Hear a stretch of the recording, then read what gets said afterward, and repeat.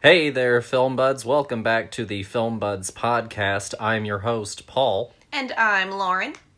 And today we are bringing an end to our historic Best Picture month. The Oscars are next month. They usually land around this time. So if you're just now joining us, the idea was to take the month of February and kind of highlight films that had won across several decades. And with one exception, we pretty much are like a decade apart, almost, with each of them. And look at films that sort of encapsulated all of these different decades. We went through it. It took us like an hour or so to look at all the films that won Best Picture and kind of whittle down the list. And so today we're winding it down. We didn't get into the aughts and the teens, but that's also fine because I feel like most people probably have some sense of what won Best Picture from like 2000 onward. No, yeah, I mean, if you're listening to this podcast, you were probably alive Yeah. during those years. So, you may not remember all of them, but I'm sure that the titles would probably sound more familiar than some of these other ones that were we started almost 100 years ago. So, yeah, the Audis and then the teens had, Crash and Return of the King and Avatar, a lot of things that I think that we all sort of more collectively recognize. Green Book, Moonlight. yeah, so I don't feel bad that we didn't get to more recent times, because I guess this was supposed to be more of like a history look back at how far we've come. And so doing the past year, a movie that came out last year isn't going to really help me go, historical, Yeah. It really changed a time period for the better or worse or etc. I really feel like I lived back in 2020, No, absolutely. And so we picked one from each decade, and so across the 4 episodes that we've had in February, we've covered, with this episode, 8 decades of filmmaking.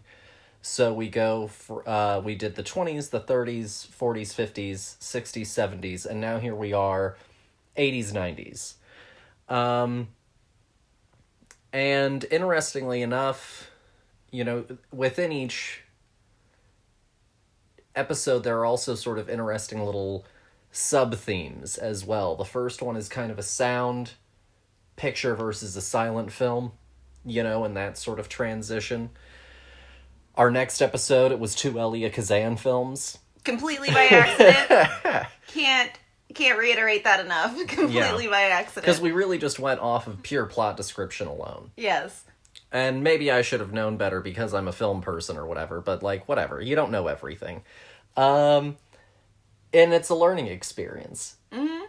And then the 60s and 70s were both sort of tied to social themes at the time, the civil rights movement and the anti-war movement.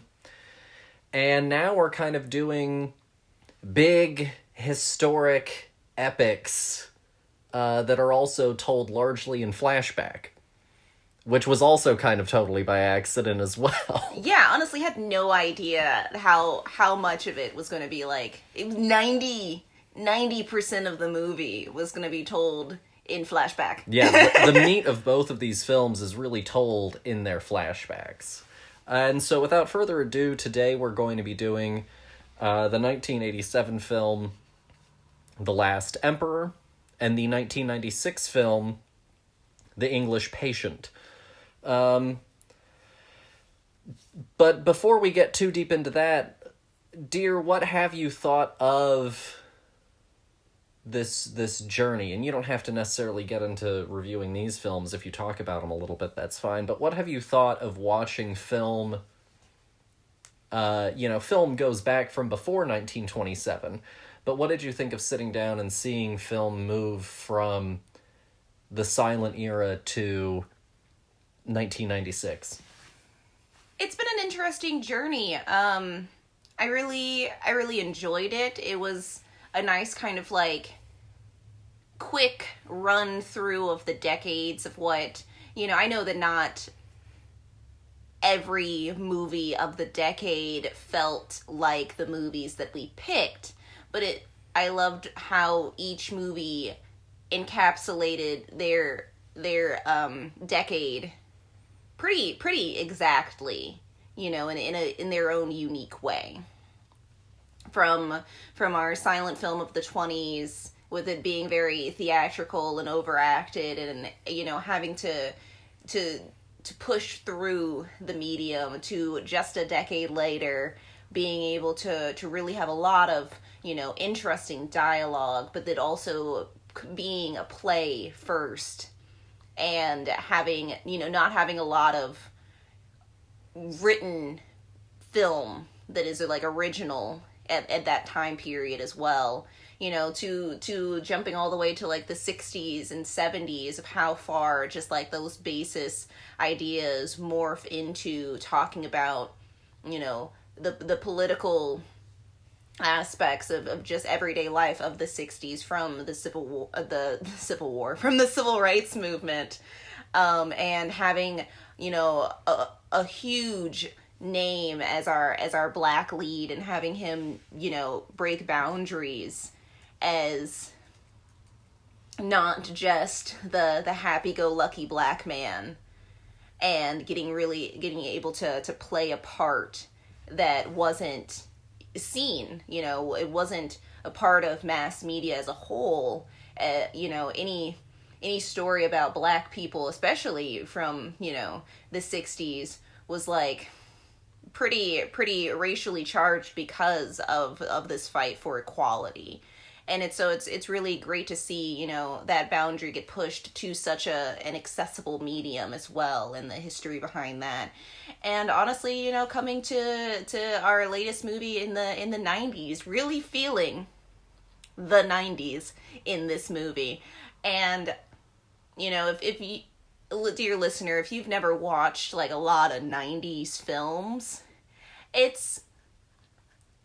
I feel like we went into this weird, like, kind of like Titanic era, where it was like love, these like epic romance stories of the 90s that were like set in obscure, exotic areas, and just bigger than life, kind of action and adventure and drama. It was something for the whole family. That's the 90s for me, and for a lot of movies.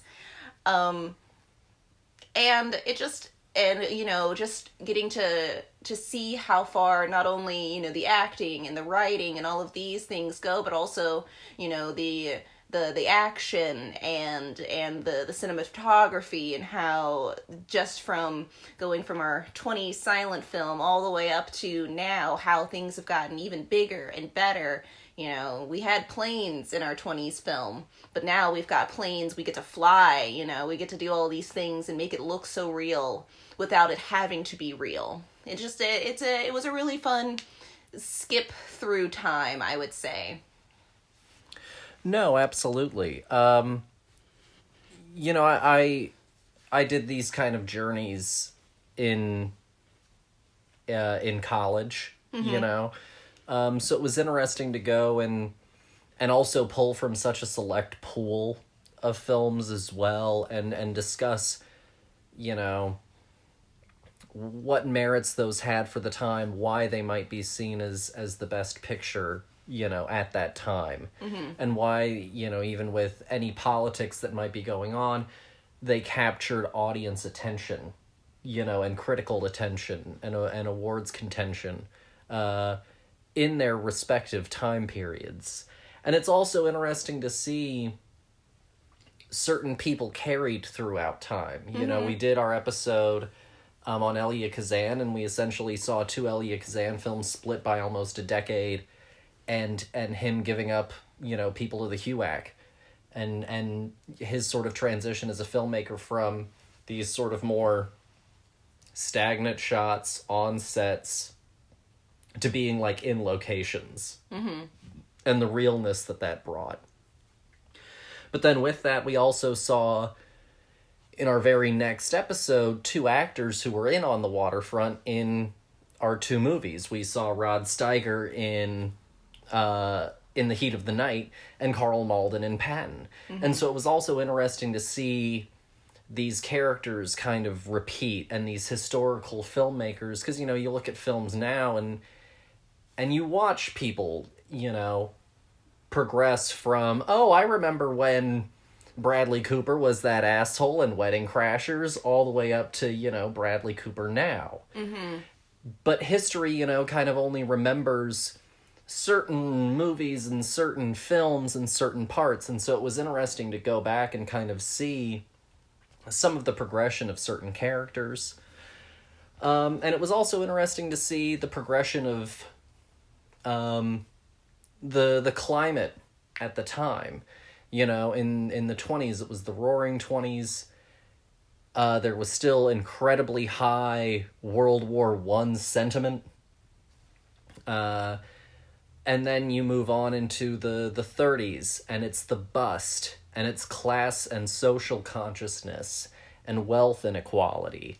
And then you get into the 40s, and we talk about anti-Semitism. Then you get into the 50s, and it's about, you know, this sort of tough urban culture, you know, and the haves and the have-nots, and the infiltration of organized crime into systems that were meant to protect people. Then you get into the 60s, and you have the big emergence of, you know, race really prevalently in film. And then you have, like, the 70s, where now we're no longer rah-rah, go soldiers, go war, and we're a little bit skeptical, not just of war, but of the people that take part in war, and of the people that are leading war, and the decisions that they make, and who they are. And then, yeah, we get into this, and you know, not to get too much into the movies that we talk about, but a lot of the movies today are about identity and the lack of permanence of certain institutions, and how some things that everyone thinks are going to last forever don't, you know, and the folly of a certain type of arrogance as well. And so I think that it's interesting to, but also at this point, you know, like the 80s, after the sort of economic and turbulent time of the 70s, the 80s were seen as this great time of, like, prosperity. But also, what was our enemy at that time? Communism.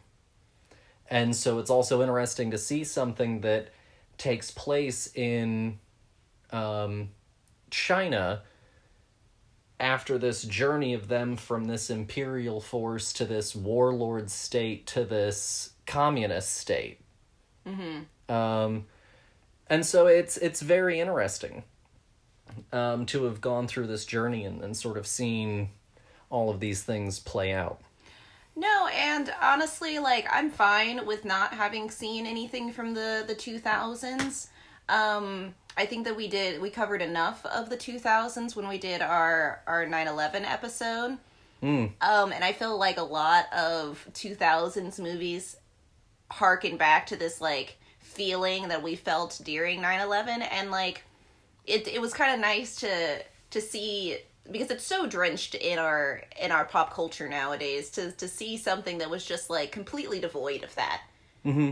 You know? Well, and you know, 9/11, 2001, by that point we were still kind of making 90s movies. No, yeah. And so then after that, it was a little bit of this, like, triumphal American spirit thing with the movies immediately after 9/11 that then gave way to a certain kind of cynicism with movies like Hurt Locker, which we've talked about on the show, mm-hmm. and Jarhead, mm-hmm. and, you know, some of this kind of cynicism then, you know, that started to take shape and take form and move in, you know, once the war really started to transition into Bush's second term, and then especially into Obama's term.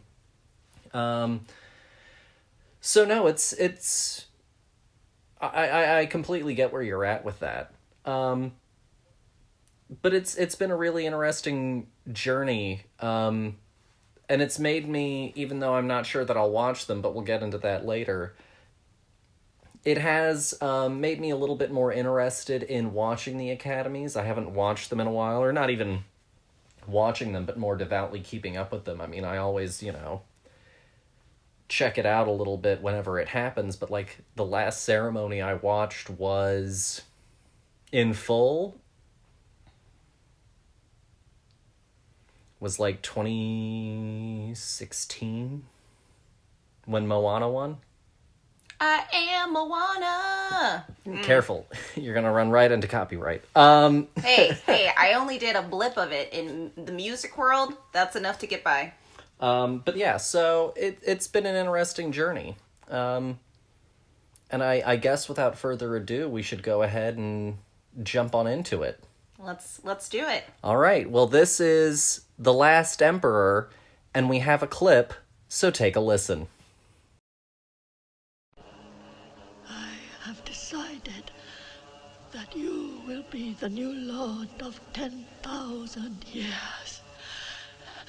You will be the son of heaven.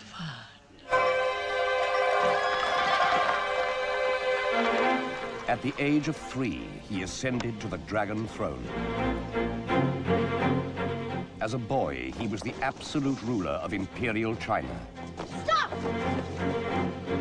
The Emperor will walk. So that was The Last Emperor. It is directed by Bernardo Bertolucci. It is written by Enzo Ungari, Mark Peplow, and Bernardo Bertolucci. The premise is the story of the final emperor of China. That's it. And Sorry. Our cast includes John Lone, Joan Chen, Peter O'Toole, Ru Cheng Ying, Victor Wong, Dennis Dunn, and Kari Hiroyuki Tagawa. So for a little bit of historical backstory, and it's a pretty big, broad, dense history that I'm not going to try and give you all of the deets on. But essentially, the last emperor of China, as he is referred to, was a man named Puyi.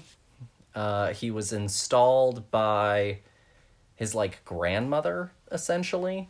Is that who that woman was?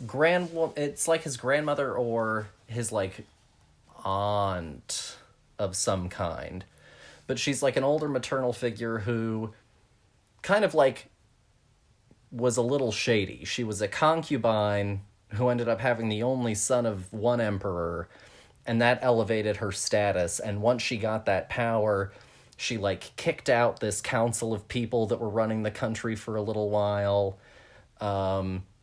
She potentially murdered, one or two emperors. She had installed, if I'm not mistaken, Puyi's father as emperor, also as a child. And then when he got older, she thought that he would just do whatever she said, and he wanted to do reforms, and he ended up getting shipped into exile. Which is also, I think, part of why Mom couldn't come with Puyi to the kingdom. Well, and that's also why his father, is not a part of the picture. Literally at all. And so, then she did kind of the same thing, She, went and picked this other kind of, boy emperor. He grew up at a very young age as emperor. He was apparently a little bit of a sadist. And the movie doesn't necessarily get into that. We can talk about how the movie depicts him. But apparently he would, on occasion, order certain servants to be violently beaten to a pulpy mess. That is not in the movie. Wow. And he ended up, in the movie, you know, they have this passing comment of, like, he abdicated the throne, but apparently, like, all of his abdications were, like, forcibly. The entire thing of, like, this general figure being the president of the nation that crops up in the movie was due to the fact that while he was emperor, a rebellion broke out. And normally the police and the law were not, like, too plussed about rebellion. But this one ended up spreading to, like, 14 provinces. And the general at the time came to the family and was like, look, you can either take this negotiation bribe sort of thing that we've laid out for you, or we can go to war, but, you know, I can't guarantee that we're going to win the war. So it would probably be smarter if we just took this payout. Okay. And so everyone in the family, like, agreed to the payout.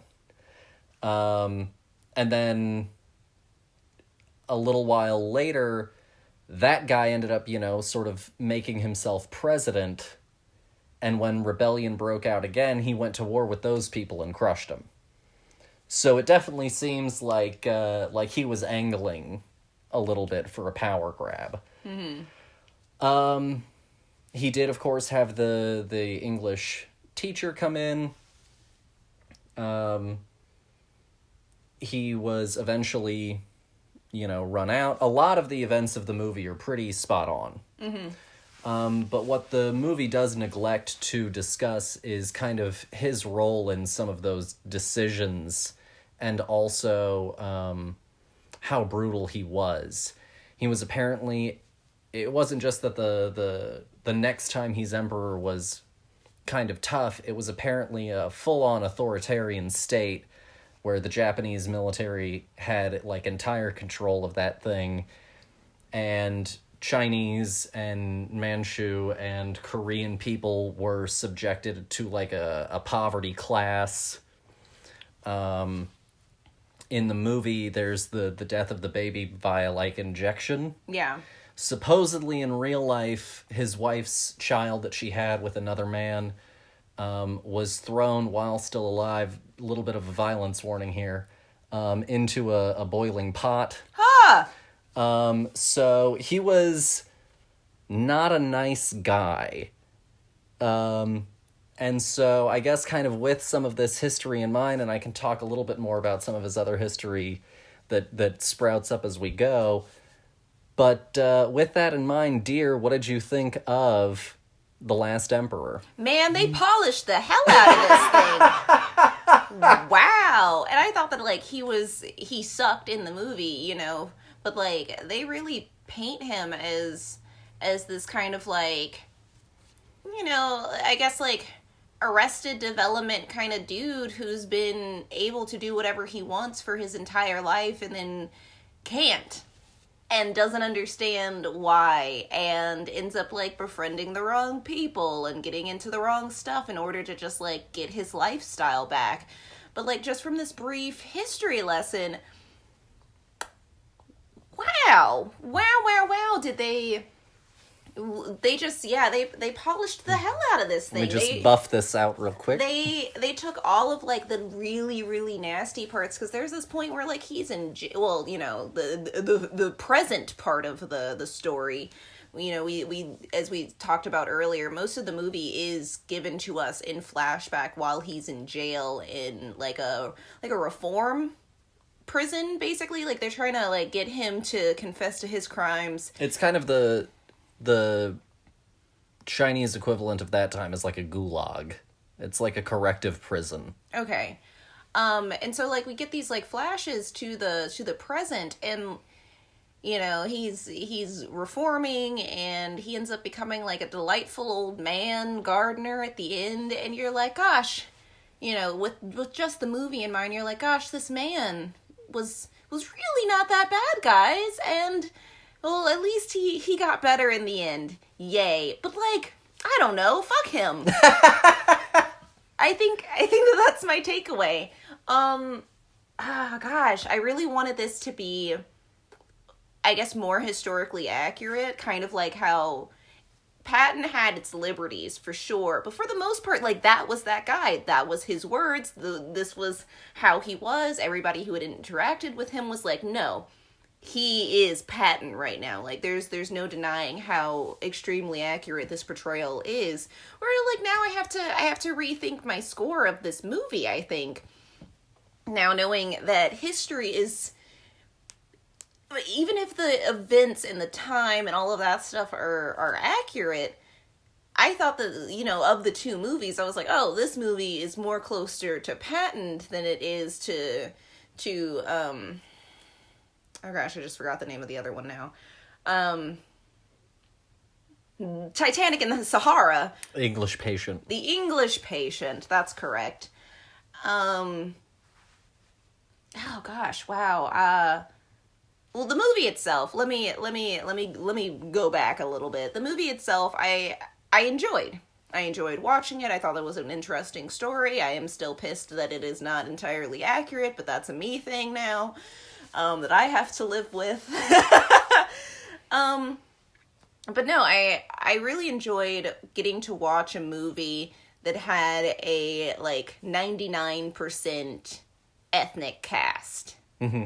It is so refreshing, especially, you know, even nowadays, it's so difficult to get just a whole bunch of people who aren't white together to make a movie. It's a bummer that it is a movie about the fact that they are Chinese and all of this stuff. You know, they couldn't just be people, but we're getting there, guys. We're getting there.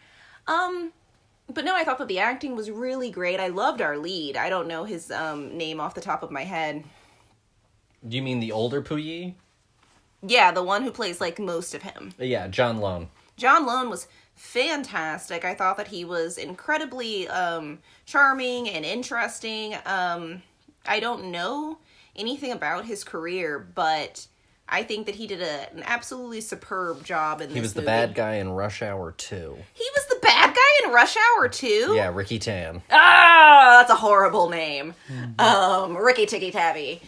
But I thought that he did a phenomenal job. I thought that the women who played his wives were really interesting. I really enjoyed a lot of this movie. Honestly, like, I'm not really familiar with Peter O'Toole's, like, career, but, like, for the most part, he was just kind of there for me while the story kind of unraveled around him. Like, he definitely wasn't a big character, at least, you know, in my personal viewing of this movie. And it was kind of like a nice ride through history a little bit with, from a different perspective, which I really enjoyed, because nobody ever talks about, you know, I had never heard of this emperor. I never knew about his life. I thought it was great going from, you know, 1908 when he was a kid being crowned emperor at 3 years old to his eventual death in 1967, and getting to get a whole chunk of history that from a perspective that I've just never heard of or seen before, because of the fact that there are so many other things happening that we usually focus on more. Yeah, no, I've got a lot of thoughts about this movie. I didn't mean to. No, you're totally fine. So first off, I agree with you. I think that it's, you know, you take a standard issue American world history class in, like, high school, and it's like pyramids in Egypt, ancient Rome, the start of Europe, world wars, you know, America a little bit, you know, starting in that. And then you usually do some sort of brief overview of, like, the last 15 years. No. And that feels like the standard sort of plate thing. Oh yeah, we get, like, the American Revolution, you know, real good. We get, like, the Civil War real good. We get the First War happened. And then the Second World War. And then the Second War, and we spend, like, a whole semester to a year on the Second War. But we don't really talk about...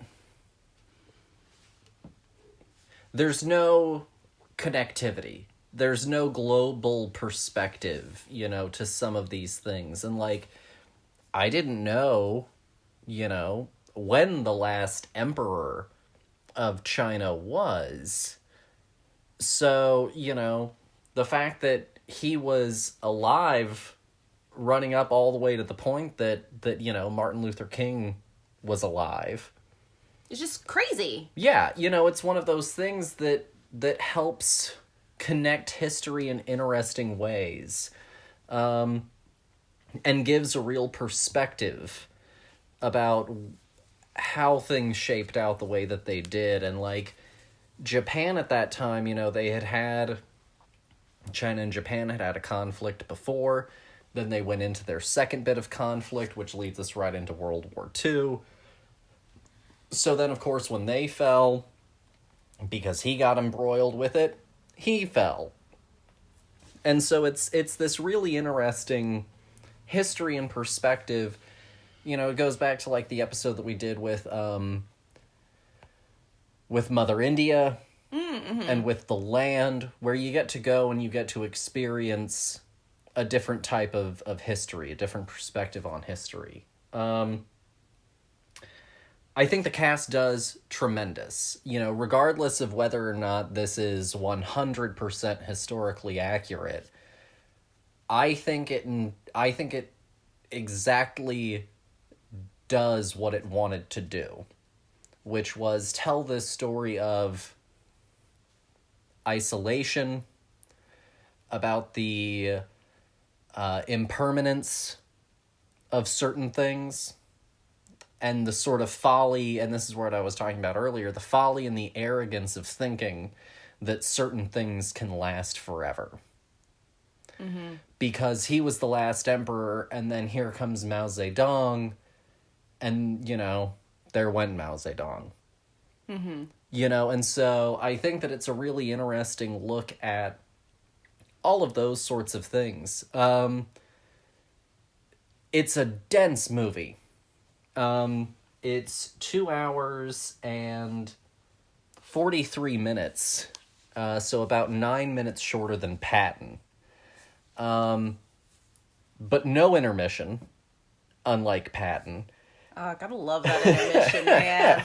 That thing popped up and I was like, perfect stopping point. And so I think that there's so much to this story, there's so much to his life, that I definitely think that it is something that could be explored again. But I think that for what Bertolucci really set out to do, I think that he hit the nail on the head, which was also to kind of present the circumstances that were going on, not even around him actively, but how they were creeping into his daily life.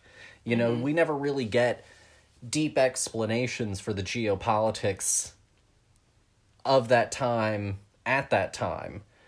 But we see how it creeps in and forces him into certain positions and pushes him into certain places. And I think that it was really, really interesting from that perspective.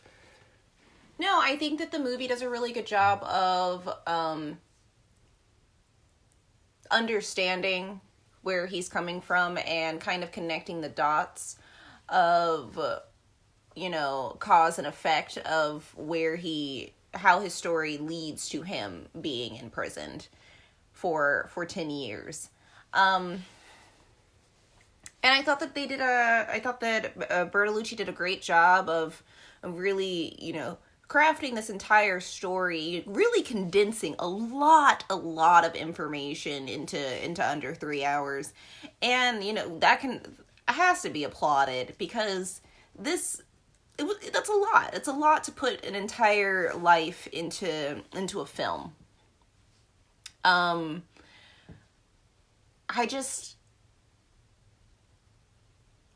also understand why they kind of sensitized a lot of the events of his life, you know, especially for the time period. You know, you still have to sell this movie. Well, and also he apparently did get Chinese government approval to film in Beijing. Oh. And use some of these places for filming. Oh, that's nice. And so I wouldn't be surprised if a little bit of that came with sensitizing the story just enough to make it a little bit more passable. No, yeah, I get that. My note for the movie is time. Time is such an important thing, especially in, telling somebody's life. It's a good way to set the audience in what they should expect from time, from what's happening, and I think that this movie was sometimes great, and other times I had no idea what year it was supposed to be, how much time had passed. Exactly, and it was really disorienting for a little bit, especially when we're going through his younger years up until the point where we get our main lead as adult Puyi. And it was just very hard to keep a hold on it, because you change so much from being a 3-year-old to being a 21-year-old, or however old he was supposed to be at that party in the 20s 30s era, which is a quick fix. Give me a little title card at the bottom that just tells me what year it is and how old my lead is supposed to be. And I think that would be more helpful, because I had to really focus on dialogue in order to figure out at what point in time we were. And sometimes that was like 20 minutes into a scene. And so I felt it was very disorienting. No, absolutely. I'll say one thing, and then we'll jump into a little different part of the discussion. You mentioned Peter O'Toole. I think that his part is minimal, but I think that he brings all of the warmth and presence that he needs. Mm-hmm. And I think that if it hadn't been an actor as established and capable as Peter O'Toole, it wouldn't have hit the mark. It's kind of almost like Richard Harris with Dumbledore in the first two. Does he get as much screen time as Dumbledore, could get or would get in later films? But he brings everything that the character needs, moment to moment, scene to scene. And even though Puyi was not necessarily perfect or good, in real life, Reginald Johnston, who Peter O'Toole played, had a lot of, on a certain level, pity for Puyi, because at a very early point he realized that he was being lied to, that he was being sort of allowed to be this, because that also kind of allowed people to fleece him. A lot of the people that were working under him were stealing, from the palace, from him, that kind of thing. And, I've got all sorts of qualms with royalty and that sort of thing, but I think that he saw someone who was kind of left to flail violently sometimes, in order to serve what they saw as their own gain. No, and I think Peter O'Toole brings that to the performance, even though it's very minimal. I completely agree with that. And I do, for this character in this film, feel sorry for him, because his upbringing did perpetuate his eventuality. He was always going to be this ruthless, stubborn, childish figure, because he was, he had never been disciplined. How do you tell the Emperor no? Are you gonna spank the Emperor? After also telling them that they can do whatever they want, and that there are no rules, but then you can't then place rules upon this person, because it's contradictory. Mm-hmm. And also, their word is law, but also that's the problem with, I think, that him becoming emperor so soon in life. If Granny, or whomever she was, had lived for a few years longer, he would have been able to live as a commoner for a longer period of time and instead of, from 3 years on afterwards to just be able to do whatever he wanted, I think that maybe we would have had a different outcome. No, for sure. And by the way, I also do agree with you. I think John Lone did a great job. I think Joan Chen did a great job. Joan Chen broke my heart as his wife. God, she was fantastic. She's stunning. Every part of this movie was, like, just beautiful to watch. No, absolutely. And this is also, before we get to the digital age, this is when you had, the term a cast of thousands. This is when you had that. You had hundreds of people filling environments, filling sets, all of them in costume, all of the set decoration going to the end of the room. Yes, I mean, you could tell that these buildings that they were in were huge, and the rooms were just impeccable. It was to your point, it was just a feast of a movie to watch. And nowadays, we've got the 5 actors we need. Digital the rest of the crowd, Well, I mean, that's kind of how I feel about, like, movies like Dune, where, like, for a fact that entire planet is fake. Dune is surprisingly real. Whatever. But going back to the movie, I also wanted to bring you up to a point, you talked about time feeling so liquid somehow. And this movie is largely told in flashback. Do you think that hurt or helped it, or would you have preferred a linear version of the story? Or would a linear version of the story had its own drawbacks that you think would have diminished that story?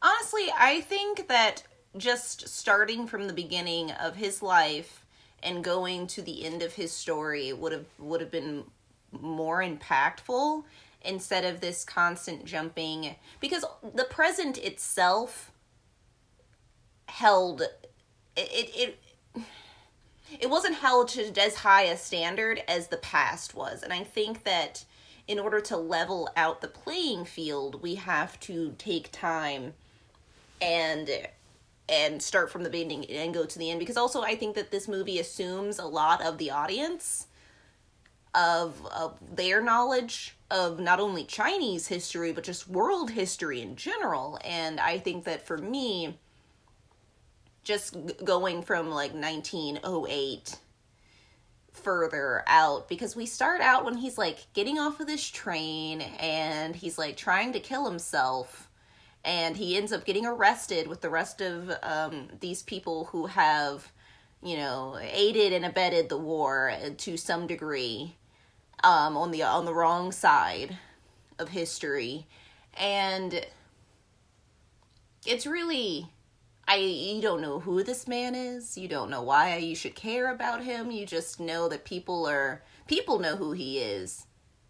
And now he's getting arrested. And I think that it would have been more impactful to see that journey, and to, once we finally hit that in the movie's timeline of him, siding with the Japanese and all of these bad things happening, and that super climactic moment of him, fleeing, that happens in, like, the third act, would have been more interesting if then after that we got to see him on the train getting off, and all of the things that we saw of him getting reformed and realizing how his life had negatively impacted so many people, and, like, finally having, like, an understanding of his impact on the world as, in that time.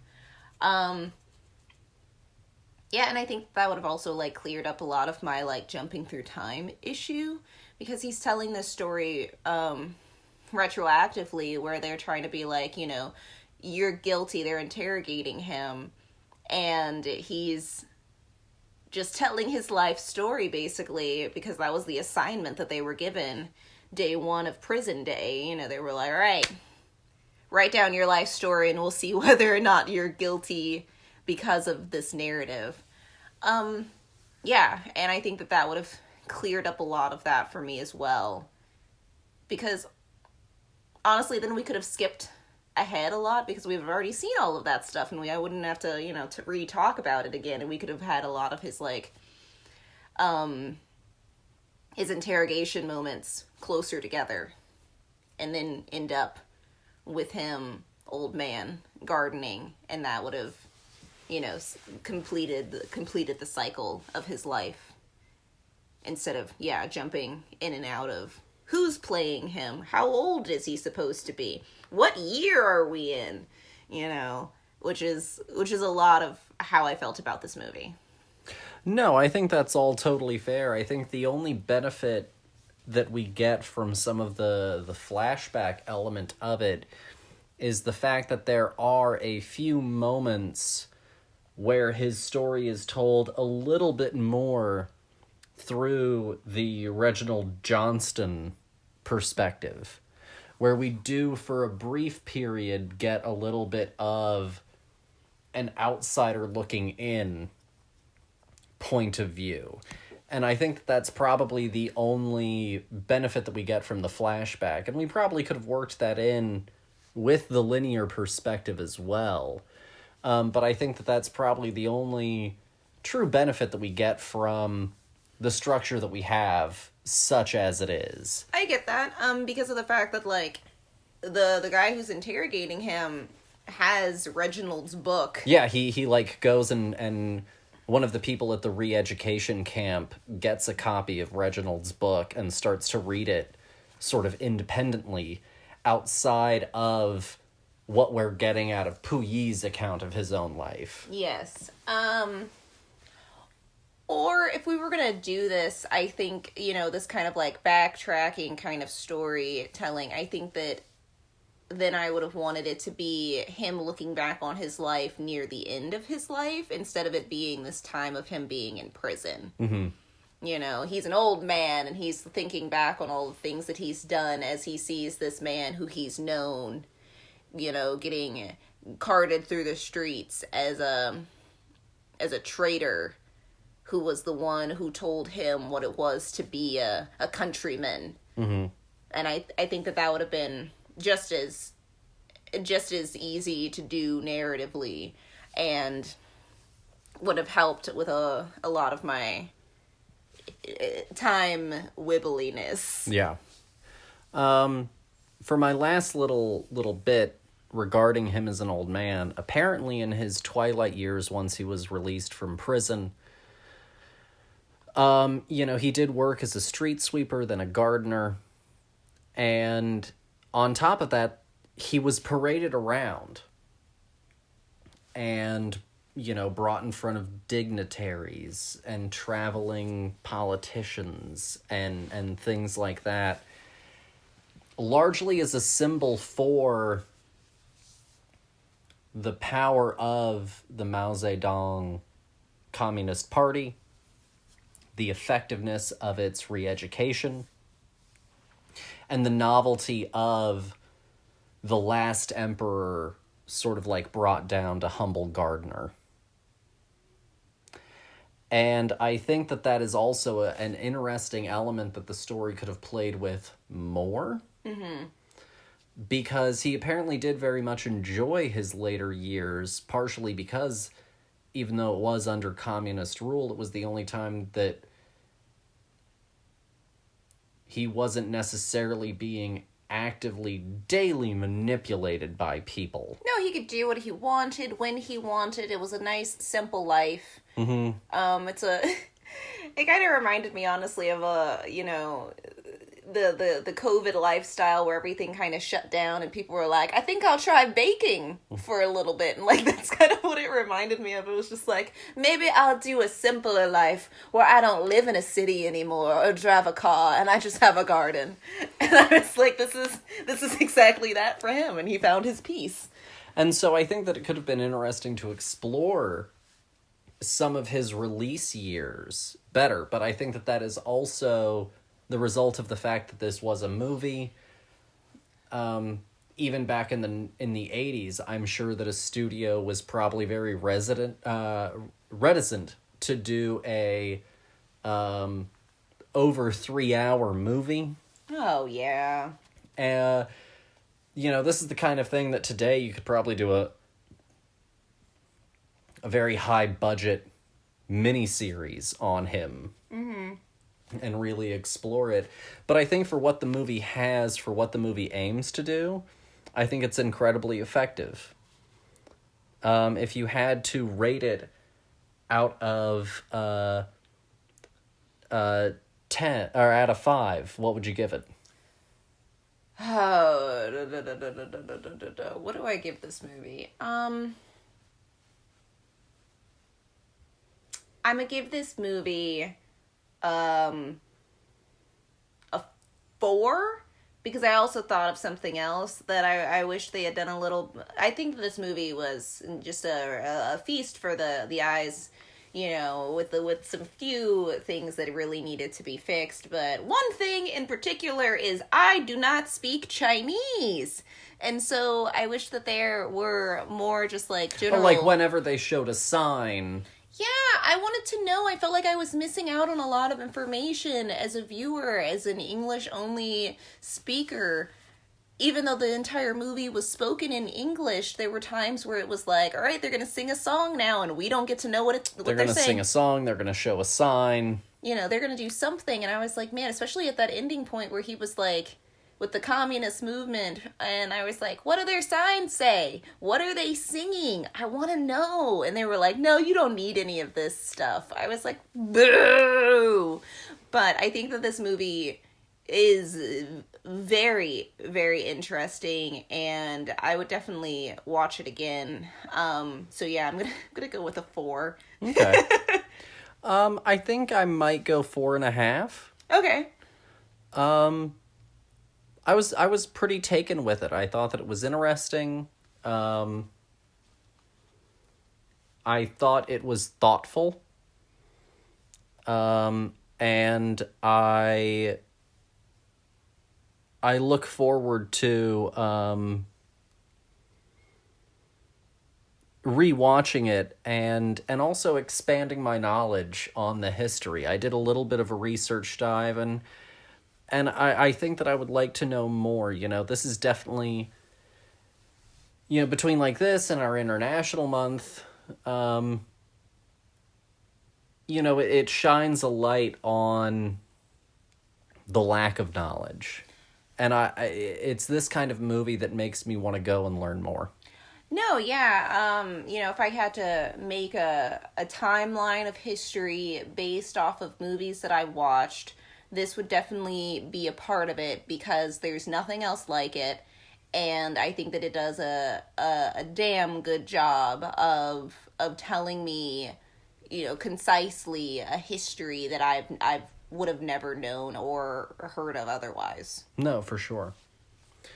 Well, with that said, I guess we'll go ahead and jump into our next film.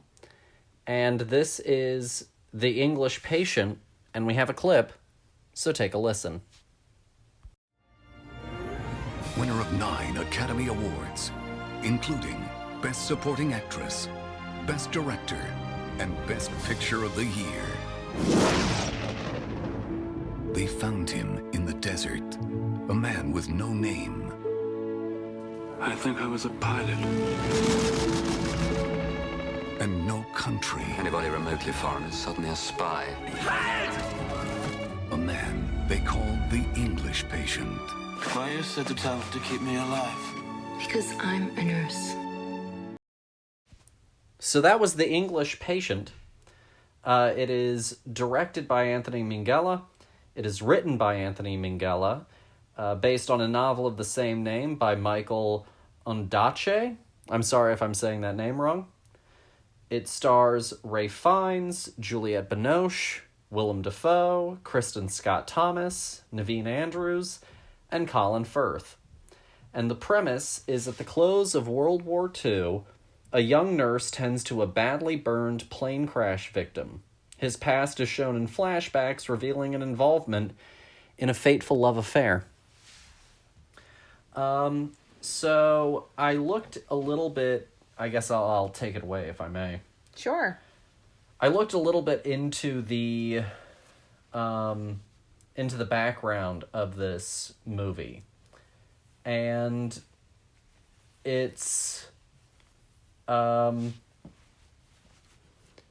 the book is largely told in a non-linear timeline, jumping around between perspectives and time.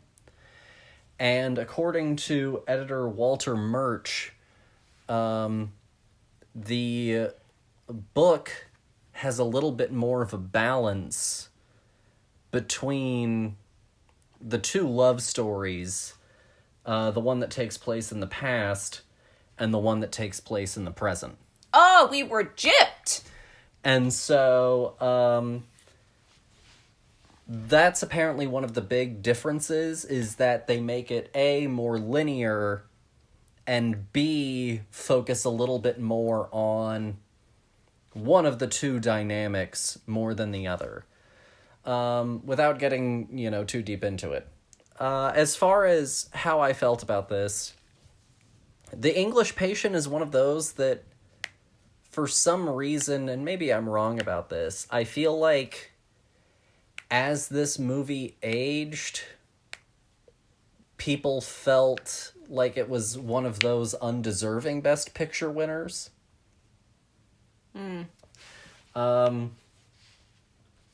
And for me personally, I personally was pretty pleased with the movie overall. I think that to a degree it did better with the need for a flashback better than The Last Emperor did. I don't think, though, that I still liked it as much as The Last Emperor.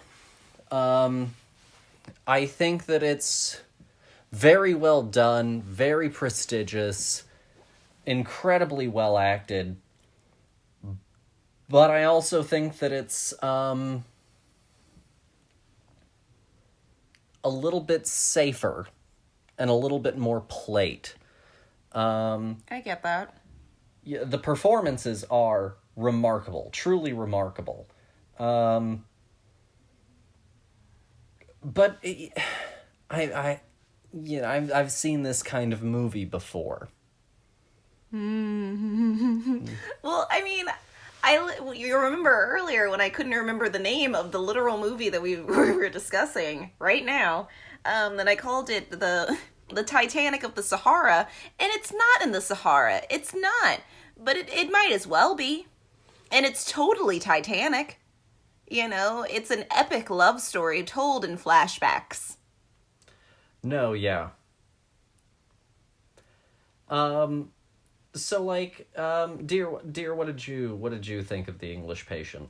I agree. I think that this movie, this movie just felt so familiar, and it was interesting. Like, I loved watching it, but also, and I think that the performances were fantastic, but it's just something about watching a movie set in a country where the people are not from, and just watching a whole bunch of white people in Africa. It's just a weird thought, it's why?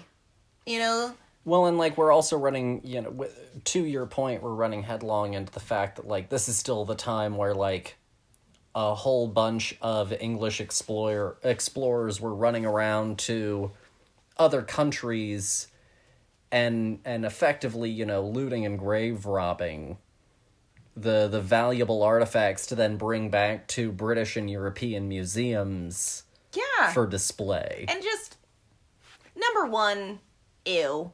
But, besides that, I thought that the story was really interesting. I wish that we got more of the present. I thought that our female lead, the nurse, was just amazing. I thought that she did a phenomenal job. I loved her and Kip. I thought that they were so sweet, and I loved their love story. And then they were like, oh, but forget that for this dude who's literally having a love affair with some other guy's wife. And I was just like, this is a weird story that we're telling right now. Like, is this something that I should aspire to? Should I also have a love affair with some other dude's wife because of reasons? Like, because my love is more interesting than his. And also I thought that, like, the moment where she was like, oh gosh, we should probably not do this anymore, and then he got really aggressive with her, I was like, I don't know why I should be rooting for this character. And yeah, so there are just a lot of things, like little nitpicky things for me where I was like, I don't know why this is where we're leaning all of our focus to. I liked the unraveling of what he did remember from the crash, and, you know, I thought that our lead Voldemort, what is his name? Ralph Fiennes. I thought that Ralph Fiennes did a great job. I think that the character was very complicated, and I think that he did a fantastic job of me forgetting, you know, that he was playing this character, and I just got to watch this movie, and I wanted to know what was going to happen next, because this was a soap opera of a movie, plot-wise, where just every, you know, 10 to 30 minutes, we would go and be like, wait, everything's changed again, what's happening now? It was, you know, just constantly developing into something very interesting. And then there's Willem Dafoe in there, surprise for me, because I had no idea that he was in here until he showed up with his little, like, glove mitts Surprise on. Willem is the best Willem. Honestly, yeah. And it was just it was just great. But I felt like I didn't know my people in the present at all. And I think that really hindered the movie a lot for me, because other than the nurse and, like, her perspective, it was really like just a bunch of throwaway military people and issues, and there was a war happening, and we all know the war, so let's yada yada back to this guy exploring Cairo for a little bit. And I felt really gypped of honestly a more interesting love story, because I think that at one point in the movie I looked at you and I was like, how did they fall in love? Because out of nowhere it was like a light switch hit both of them, and they were like, I've always loved you. And I was like, because you guys looked at each other lustfully? Like, when did this become a passionate love affair where I couldn't imagine you with anybody else? Well, and it's interesting that you mentioned that, because I watched a little interview with the editor, Walter Murch, and he said that the script, again, like I said, heavily shifted to that love affair. So I guess in the book, it's even faster and more vague, I guess, in how it builds. Which is funny, because I still, with all of the time that we spent with it, it still felt like, when did this happen? Why? From the moment she showed up, he was, like, doing sexy eyes at her.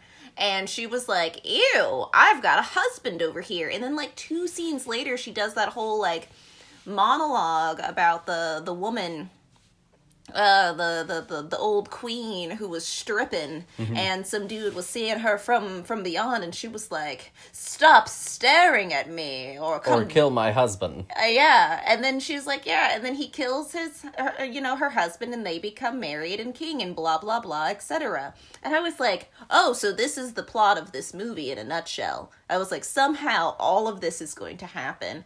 And it happened almost instantly, and I was like, what, why? Because they had that one night in the car buried in sand where they were like, he, like, touched her hair real pretty, like, and she was like, nobody's ever touched me like this, even though her husband was in love with her, and, like, would shout it from the rooftops how much, like, he truly adored this woman, and this, like, mysterious man comes along, and she's like, no, I'm more interested in him. It just didn't make any sense to me whatsoever. And I really, really enjoyed our nurse, and, like, that whole thing, and, like, Kip's friend. Who was he? It didn't make his death any more impactful, because I don't even know that character's name, and I felt like we really got, like, hammered down with, like, a very almost generic love story that didn't really make any sense, that was pretty much all fueled by a passion and lust that the audience didn't really get to experience, which was such a bummer. Because we saw, like, this budding romance happen on the other side, and they were like, push that away for this weird affair that we were going to fantasize about. It felt like we were watching a movie version of a romance novel. No, that's pretty fair. And, like, Anthony Minghella apparently felt like the whole book was about the futility of nationality and borders and who are we, who am I, you know, and largely about identity. But I'm not sure really that the movie ever touched on those tones. No, and because it was so dick deep in this love affair. And I think part of the other problem with that is that they wanted to almost, and maybe I'm misreading this. You can tell me if I'm totally wrong. Okay. I feel like they almost use the present and the flashbacks to kind of create a mystery.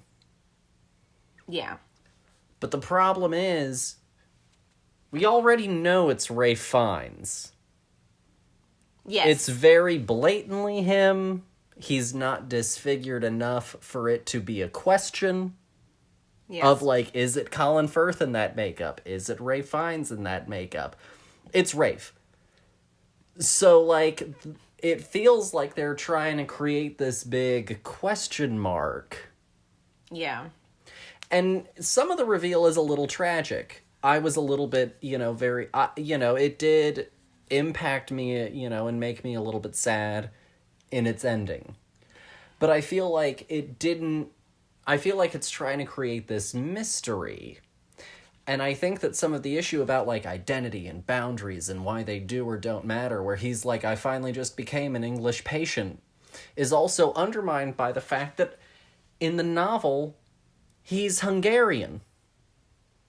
Is he really? And I don't think that it comes, even if you wanted to tell me that he went and had, like, a Western education and got a little bit more of a Western accent, but I think the fact that we cast distinctly British icon Ralph Fiennes as a Hungarian. Well, that's how I feel about the beginning part where they're like, taking care of him, and they're like, well, what's your name? Where are you from? And he's like, I could be German. I could be this. Who knows what I am? I don't remember a thing. And I'm like, what are you talking about? You're British. You sound like every other British person here. And I would be baffled if the man who was, like, writing down your information was like, maybe he is German, because you don't have a lick of an accent, and just because you can speak German does not mean that you are German. What do you mean? Your amnesia gave you this accent? That's crap. And so I think that part of the other big problem with this movie is, honestly, even though I think he did a good job, by casting Ralph Fiennes, but also not making it more ambiguous who he is. They were all British, and they were like, here we don't have to talk about borders or anything. Like, this throwaway line later, when they're, like, in Cairo being like, oh, gosh, here we can just be whoever the hell we want to be.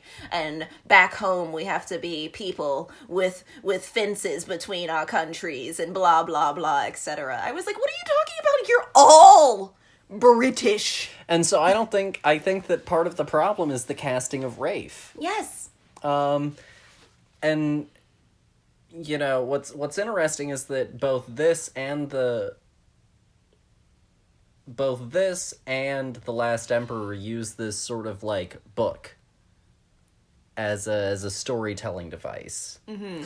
But I will say that I think the book is more beneficial here, if only because the book of his copy of Herodotus has a certain amount of personality and actual, like, textual moments that link us back into the past more than in The Last Emperor. Well, I also think, going off of that, things that I did enjoy, I agree. I think that it was just an effortless transition back into the past, whether it be, him dreaming, and then we would come back to the present, and he would wake up and realize that it was all, just a dream. Or again. Willem Dafoe feeding him, like, certain words that triggered certain memories. No, yeah, or, you know, a smell or a sound or something that would, like, bring him back in his very dying state that would bring him back to this story. I just felt like the story itself, if it hadn't been for all of the amazing acting,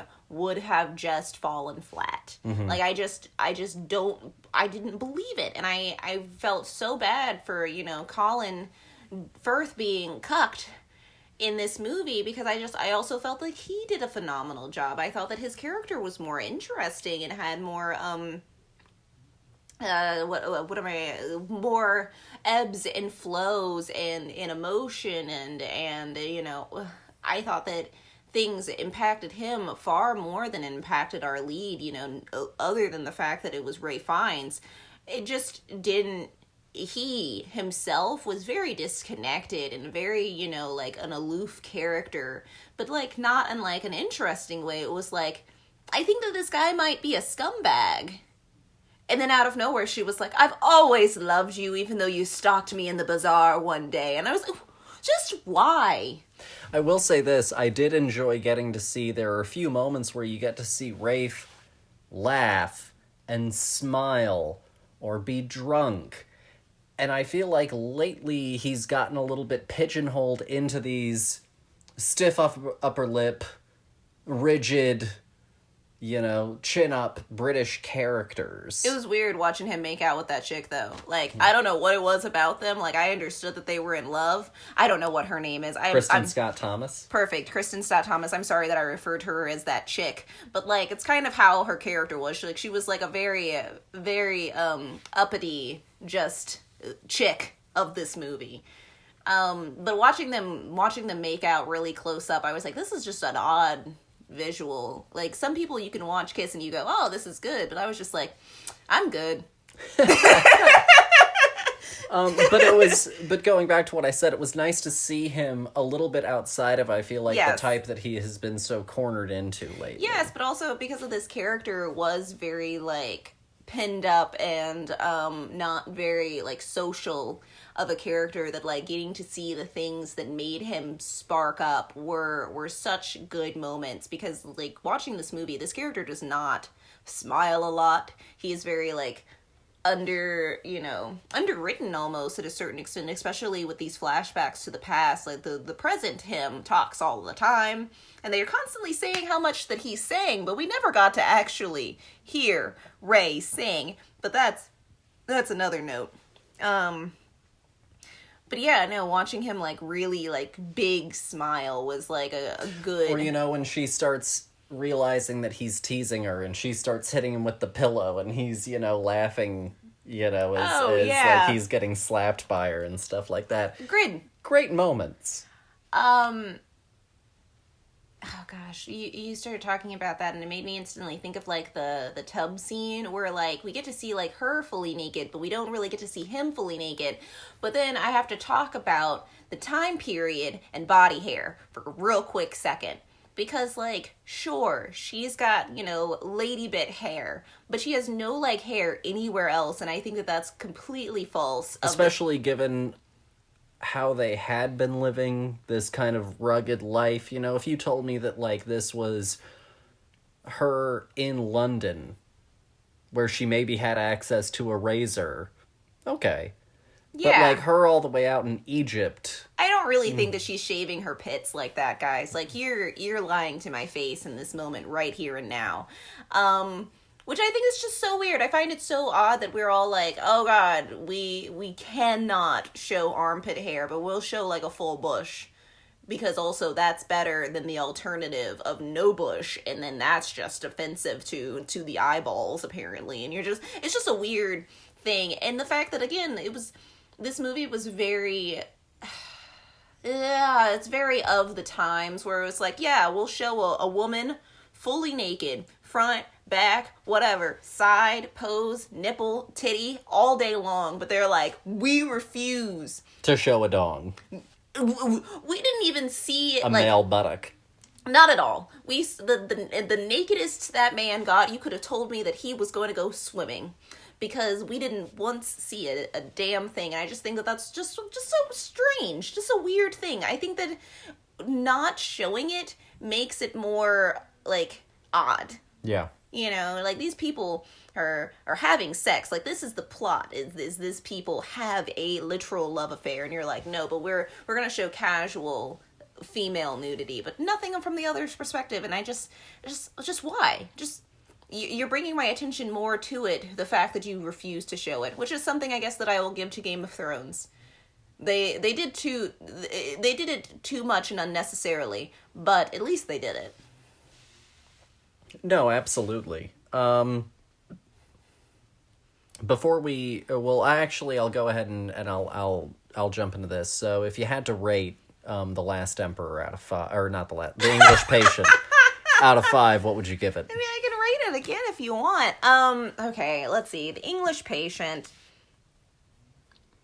I enjoyed watching this movie. I enjoyed, beginning to end. I thought it was a really, really good movie. I understand why it was picked. Now, with that being said, it is almost entirely just another love story. And I will give this movie a 3.5. I'll go 3.5 as well. So I forgot to bring this up with the last one. So The Last Emperor beat out for Best Picture Broadcast News, Fatal Attraction, Hope and Glory, and Moonstruck. And Bernardo Bertolucci won for Best Director as well.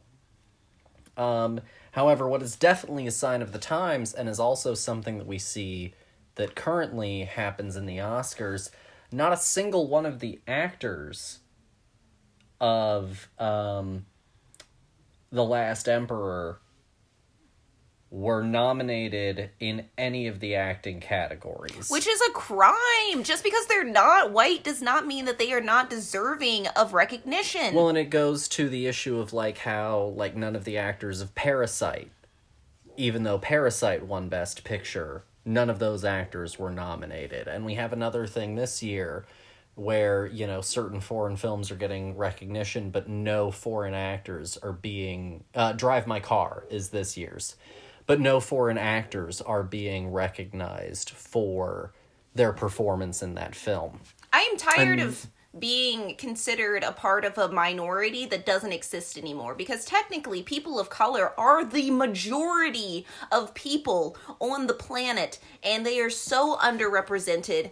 To actually get equality, it would literally be how many people are nominated? 5 or 6? Mm-hmm. It would be one white person to everybody else being a person of color. So I think it's just so baffling, but that's also because of the medium itself is so white centric, and that's why I think it's so hilarious that we had a whole movie set in Africa based on English people. Yeah, and I think that's also why it's a little bit of a shame, especially with The English Patient, that Kip got so underwritten, especially since his name feels almost derivative of Rudyard Kipling, who is an author that they bring up in regards to his view on India.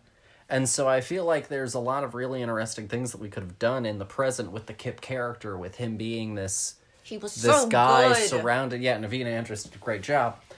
And so I think that that's a real shame. As far as The English Patient at the Oscars go, there's definitely one movie that I feel like should have beaten it. So it won Best Picture, it also won Best Director. That's very common.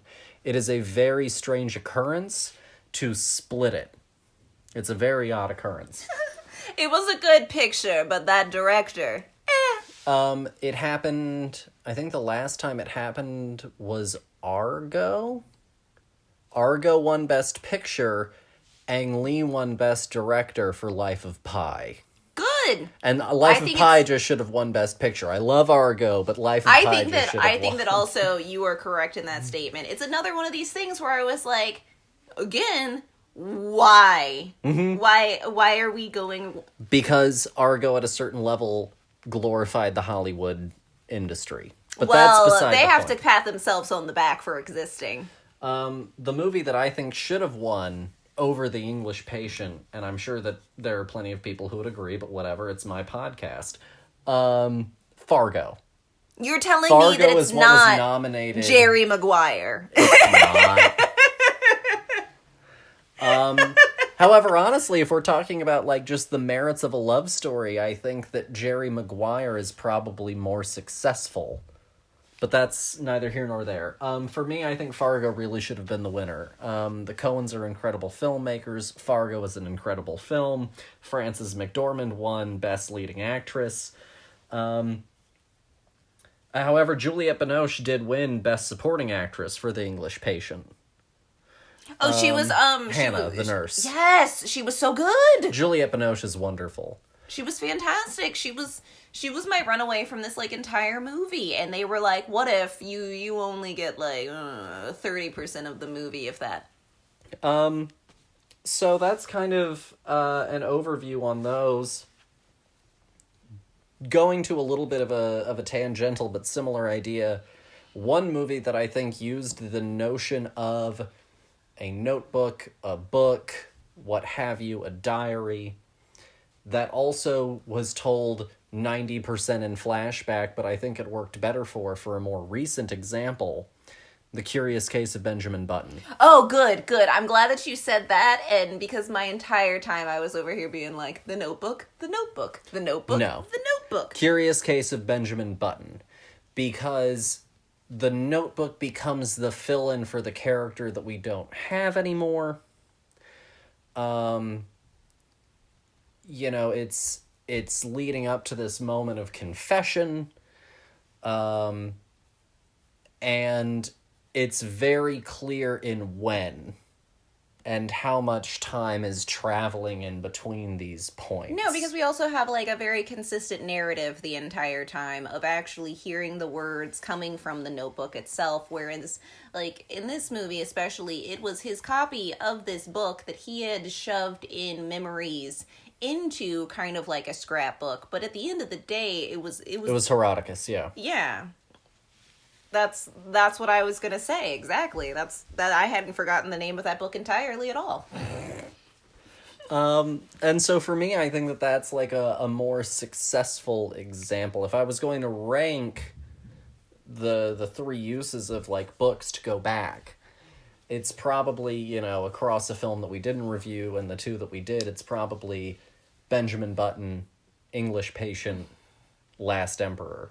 Even though I think Last Emperor is overall a more successful film, I think that's probably the weaker point for flashback usage and the usage of his book and all of these kinds of things. No, I get that. And just to clarify, I don't really actually like The Notebook, but I also think that The Notebook is just a better love story than The English Patient, while also, you know, just hitting all of those same kind of emotional beats that the English Patient was trying to do. I just think that it's a more realistic, believable tale of two people falling in love and what all that entails. But also you were like talking about, you know, a book over and over again, and my brain was like, gosh, it's just The Notebook. Like I knew you were going to say it and then you didn't. Nope. So that's pretty much all that we have for the reviews. The only other thing that I wanted to, well, I mean, you know, we'll talk about a few more things, but one thing that I wanted to bring up was, so the Oscars, yeah, so far we've had a little bit of Oscar news almost every episode that we've been keeping track of. This week's big thing was, in order to try and keep the telecast short and quote-unquote save the Oscars, and they do this like every year. Every new producer that they bring in is going to save the Oscars. What does it need saving from? Itself? Low viewership. But as Zach mentioned in our last episode, that's never going to happen again. The Titanic viewership that they had is never going to come again. Well, yeah, because attention spans have gone from, what they used to be to streaming tastes, you know, and access to things. It's all gone. See, that's what I'm saying though, is literal attention spans have shrunk dramatically. We can't even make a full sentence. We have Twitter to communicate with, and you only have a finite amount of characters that you can use. So, to try and keep the telecast shorter in hopes that they get more viewers, they've decided to cut 8 categories from the live telecast. Which is hilarious because they already cut categories already from the original live broadcast. But then, how dare you cut things but then also still have 3 hosts? And I posted a thing on Twitter, you can go and look at it. I posted my 23 thoughts on them not presenting all 23. And if you want to voice your support for them presenting all 23, go on Twitter and talk about it with #PresentAll23. Because apparently Twitter matters to them a lot. That's why they did the whole Twitter movie poll. So the 8 categories cut are documentary short film, film editing, makeup and hairstyling, original score. Whoa. A movie without music and hair and editing is just a home film. Production design, animated short, live action short film, and sound design. So got rid of my follies. I'm done. First of all, as I mentioned if you go and look at the list that I posted, taking away the short categories is one of the... First off, taking away any category's chance to shine is rude. But when it comes to the short categories, we're talking about profoundly independent filmmakers who saved and scrimped and worked their fingers to the bone to do something that is incredibly hard. Do you know how easy it is? This is going to sound insane. Do you know how easy it is to tell a story in 3 hours? Incredibly easy. You can just piss away time. Do you know how hard it is to tell a complete story in 5 minutes? And to especially go and look at like a documentary subject and go, I'm going to encapsulate not just, information about what this is, but my perspective and my thesis on this topic in 20 minutes, even though it could easily take an hour. I can see you guys' time right now. A, get rid of 2 of your hosts. They're unnecessary. I've saved you so much time right there. B, get rid of half of the host time and all of the talky talk. Yeah. Done. Boom. Honestly, fuck it. We could have Siri doing the whole thing. I do not care. Yeah. Honestly, it is ridiculous. It is absolutely offensive that you are willing to promote some categories over others, even though all of this work goes into making the thing that you consider the best. So without any of these categories, you would have people in whatever the hell they wanted to put on that day walk onto set, a blank stage probably, and just say some lines, and then that's it. You have to do it like almost theater at that point. And it's just absolutely baffling to me that people are like, oh, but they're not Bradley Cooper, so therefore I don't give a damn about the person who hairsprayed him. Well, and a point that I make in my list that I'll also make here, as films and their productions become more diverse, you got to think about who's also watching this telecast, right? Because the truth is, it's not Joe who watches the Super Bowl every year. It is people like me. I grew up watching Oscar ceremonies. And so as productions and films become more diverse and more inclusive, younger generations are getting an opportunity to see someone that looks like them celebrate joyous victory, telecast to thousands to millions of people, where they get to go up and stake their claim and celebrate and be genuine in their messaging. And that's a powerful thing for a young person, who falls on the LGBTQ spectrum, who is of color, who just doesn't feel like they have a place. To see someone, go up and on that stage celebrate, and they get to celebrate with them. And as I mentioned in my post, who are you to take that from someone? I couldn't have said it better. It infuriates me to think that you're willing to cut corners in one of the only things that we've gotten from this pandemic that is worth celebrating.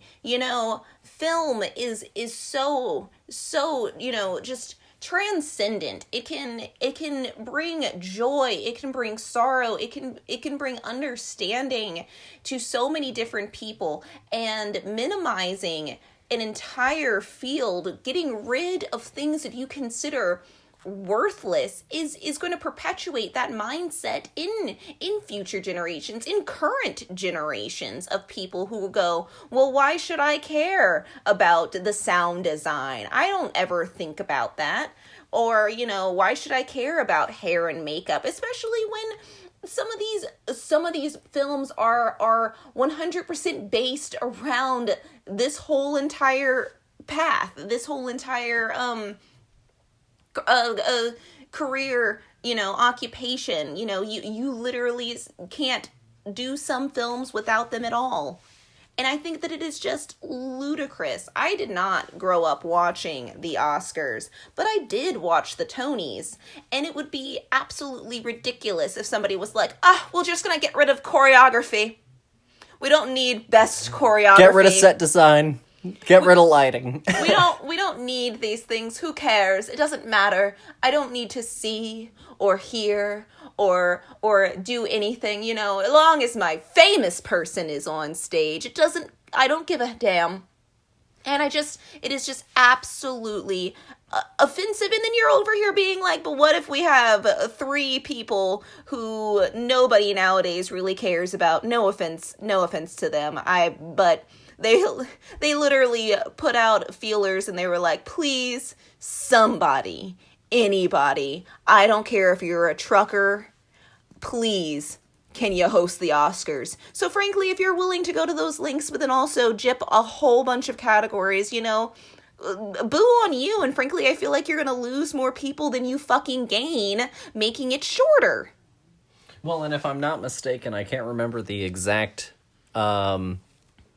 verbiage of the theme this year, but it's like, it's desperation. No, each Oscars has a theme, and apparently the theme for this year's, and this is also why it makes it, I think, particularly a spit in the eye and egregious, is like the theme for this year is essentially like unity in the movies. Shut up! Shut the front door. This is a farce. Yeah. We're living in a farcical reality right now. Unity in the movies, but you 8 don't matter. Yeah, no, literally, unity. But also, like, some of you can go. Mm-hmm. Like, how dare you? And apparently they're all just going to get lumped into some sort of, like, pre-edited package. Like, they're going to do the ceremony. They're going to start the ceremony an hour before the telecast. Give those 8 awards away. And then while the rest of the ceremony is happening, have an editor go throw together this quick little package. But I can watch the entire Super Bowl. And you're also going to, another thing that can be cut, in my opinion, is the stupid Twitter poll. If we want to talk about things that are eating up time, there are going to be 2 moments in this telecast that are because they're desperate. So, like, it's ridiculous. This is it's just maddening. This is just what society needed, is a whole bunch of people with too much money and not enough sense going, I wonder what the common folk want. The people who are watching this want us to make it shorter, smaller, and put a bunch of crap in it. you know, put it in a blender and then shake it up and go, is it good? Did you like it? Did you watch the whole thing? No, I probably would have watched the whole thing if you cared at all for the medium itself, but instead you got a business degree, didn't you? But honestly, until they restore the 8, I don't think I'm gonna watch. Oh, honestly, this is the exact opposite of getting people to watch, is just being like, well, you know, fuck those people. Truthfully, at the rate that they're going, I hope this is the worst telecast they ever have. Well, yeah, they're too busy trying to bow down to what people want instead of just doing their goddamn job. Yeah. In a topic change, Delightful. and to wrap it up for our dear listeners, since they've heard us rant and rave now for a little while. Sorry, that just made me so angry. What have we been watching? That's a great question. What have we been watching I've here? been watching the Halloween movies. You can go and check out my reviews of those on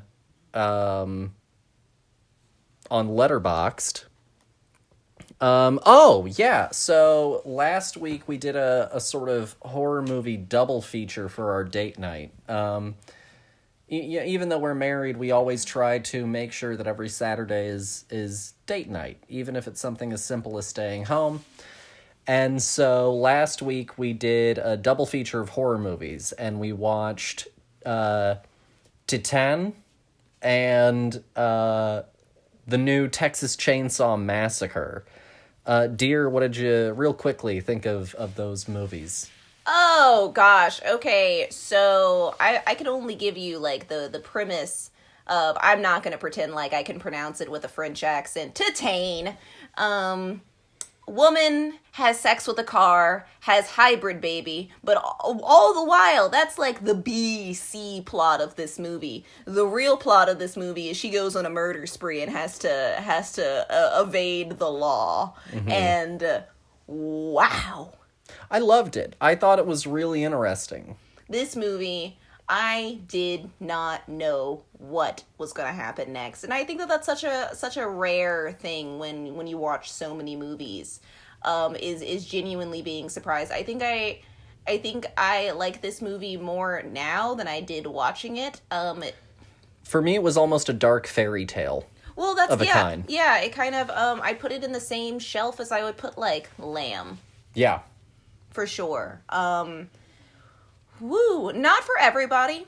No. But for a small percentage, if you're willing to risk it, if my description of this movie sounds right up your alley, then I think you might love it.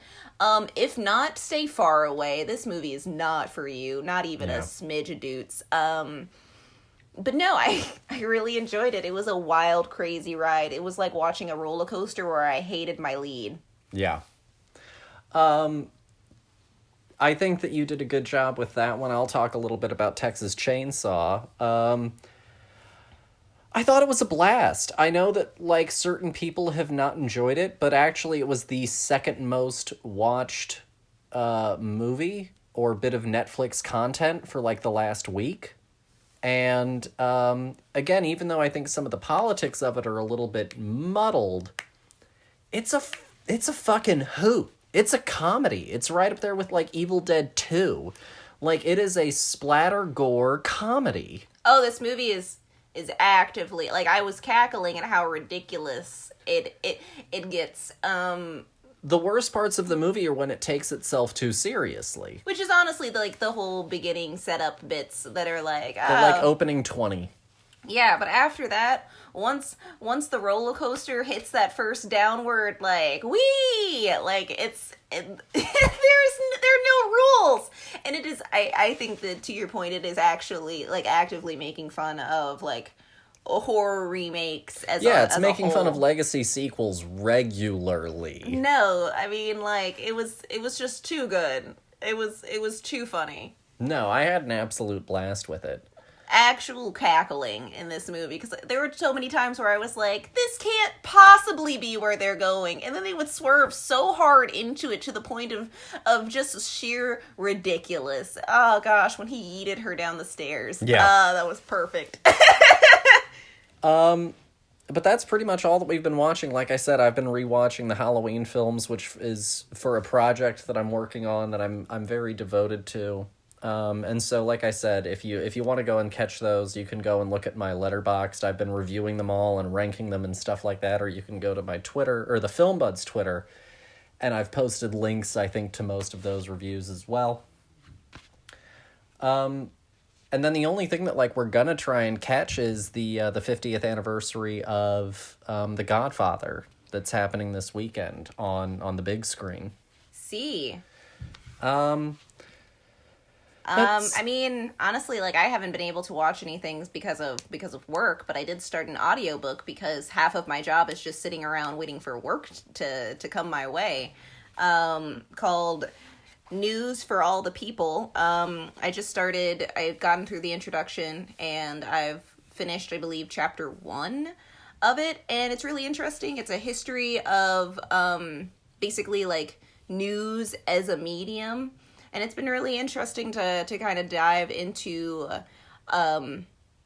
the untold stories, because of the fact that, like, most of our news is, especially in the US, is very white-centric, and getting to learn about the struggles of people of color trying to get their voices heard, and getting a more well-rounded version of history out there instead of just one person's perspective. It's been really interesting. I thought it was, I've been enjoying it. Good.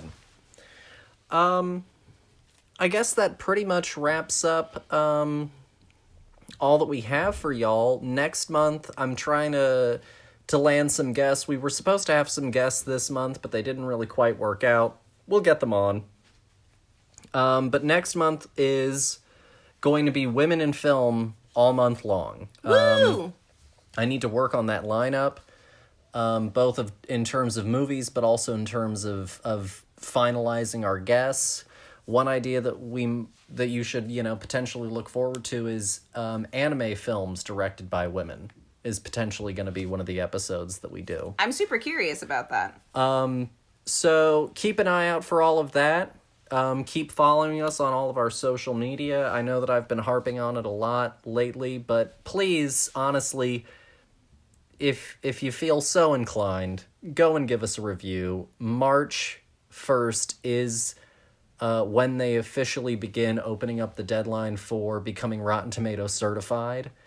And we haven't gotten, to that 200 goal, and that doesn't mean that we won't get certified, but it would really mean a lot to us and really help our cause if you went and gave us a review on Apple Podcasts. And if you've already given one us, and it's giving us one, and it's been a while, drop another, drop a few. It doesn't matter. I don't care. Tell someone about, an episode that they think they might like and ask them to do it. Also, a little plug for some other upcoming content. March 7th, you can go and read a review that I wrote for a movie called The Seed. It's coming to Shudder. It made the indie circuit. Shudder picked it up. Reviews are embargoed until the 7th. The movie comes out the 10th. But you can come to the Film Buds, either our social media where I'm going to post links to it, or just go to thefilmbuds.com.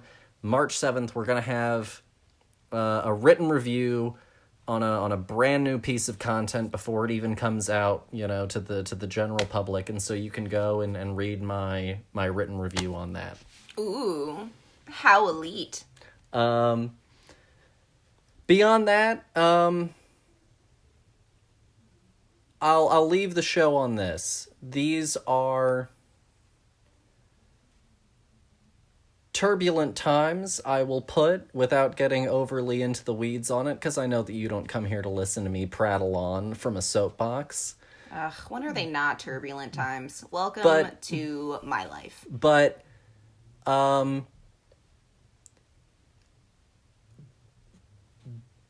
there can be good things to look forward to. I was having a hard time today, and I remembered that I had this to look forward to, and the chance to talk to y'all. And so, there can be touching moments that transcend boundary, that transcend where we're from. And I want everyone out there to stay safe, to look out for each other, and to be good to each other. And that's all I have to say about that. And I guess what I'll say is, stay as informed as you need to, but also learn to turn it off and stand in the sunshine and, do the things that bring you joy, because also, the news isn't there to make you happy. It's there to make you mad. That's why you keep tuning into it. Yeah. But that's pretty much all that we have for y'all. Next week, we'll have a new episode, a new theme, maybe a guest. Stay tuned. Thanks as always for listening, and have a good time. Bye. Bye.